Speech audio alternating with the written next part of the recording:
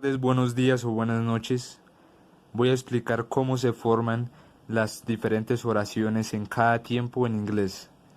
Bueno, sin más demora, entonces voy a empezar. Entonces, para el tiempo presente, los verbos del tiempo presente tienen una serie de reglas, exceptuando al verbo to be.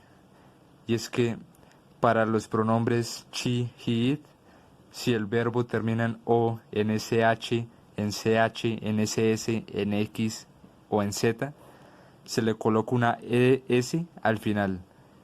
Si el verbo termina en y, se le coloca ies y se le cambia pues la y a la i a la y. Si el verbo termina en vocal antes de la y, entonces se le coloca s después. Esto solo para estos pronombres. En otros pronombres pues sí sería el verbo en infinitivo normal. Y pues para el verbo to be, este sí no cumple estas reglas. Y entonces para el pronombre I se cambia a am. Para you se cambia a are, igual que para we y para they. Para she, he y it se cambia a is. Esto es el verbo to be. Bueno, entonces la estructura de este tiempo sería primero el sujeto, luego el verbo y luego por último el complemento. Para la forma positiva. Para la forma negativa, lo único que cambiaría es que el verbo estaría en negativo, o sea, se le agregaría not al final. Por ejemplo, sería you are not, pues el complemento. Y pues la estructura de las oraciones interrogativas sería, lo único que cambiaría es que el verbo pasa a estar de primeras en la estructura y el sujeto de segundas. Y pues obviamente se le pone el signo de interrogación al final. O sea, sería por ejemplo are you y pues el complemento y el signo de interrogación. Bueno, ahora voy con el tiempo de pasado. Entonces el tiempo en pasado, todos los verbos se dividen en dos grupos. Bueno, exceptuando el verbo to be. Entonces el primer grupo de estos sería los verbos regulares y el segundo los verbos irregulares. Un ejemplo de verbo regular es por ejemplo el verbo play, el cual termina en d o ed en pasado. Sería played. Y un ejemplo de verbos irregulares en los cuales cambia totalmente el verbo sería por ejemplo el verbo swim, el cual en pasado sería swam. Y pues para el verbo to be, pues en pasado sería para los pronombres I, you, we y they, were. Y para los pronombres she, he, it, was. Esto para los verbos.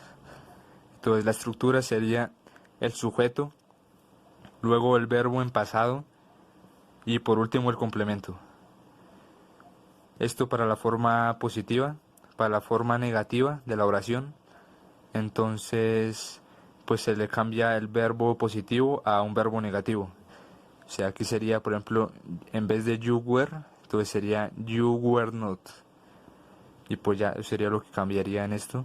Y pues en las oraciones interrogativas, pues al igual que en presente, pues el verbo pasa a ser el primero, mientras que el sujeto pasa a ser el segundo en la estructura. Y pues por último, obviamente, el signo de interrogación, siendo así, entonces por ejemplo, was, she y el complemento y el signo de interrogación, la estructura. Pues ya para finalizar este video, bueno, entonces por último el tiempo en futuro. El tiempo en futuro para los verbos prácticamente es casi igual que en presente, porque se mantiene en presente, pero no se conjuga en ninguno de los pronombres. Ni tampoco cambia el i para, por ejemplo, I am, ni you are, ni nada de eso, sino que siempre se mantiene como su forma base, o sea, be en todos. Y pues, bueno, esto lo explico ahorita en la estructura. Y pues ya, y pues los otros verbos, pues también al igual que el verbo to be, pues no cambian. Y pues ya la estructura en positiva, entonces sería primero el sujeto, luego will, luego el verbo y luego el complemento. Y para la negativa, entonces sería el sujeto, Luego will en negativo, luego el verbo y el complemento. Sería lo único que cambiaría sería will, el cual cambia siempre a won't, que sería will not, por así decirlo. Y pues will es como un auxiliar para el tiempo futuro de todas las oraciones, lo que diferencia prácticamente a este tiempo de los otros. Y pues para la forma interrogativa, pues en vez de las otras, o sea, a diferencia de los otros tiempos en los que el verbo era el primero, pues esto es will, esto es el primero y el sujeto pues el segundo. Entonces quedaría, por ejemplo, will you play, y pues, bueno, el complemento y el signo de interrogación, por supuesto. Esa sería la formación de los verbos en todos los tiempos en inglés, lo básico. Bueno, pues gracias por ver, profe. Bueno, chao.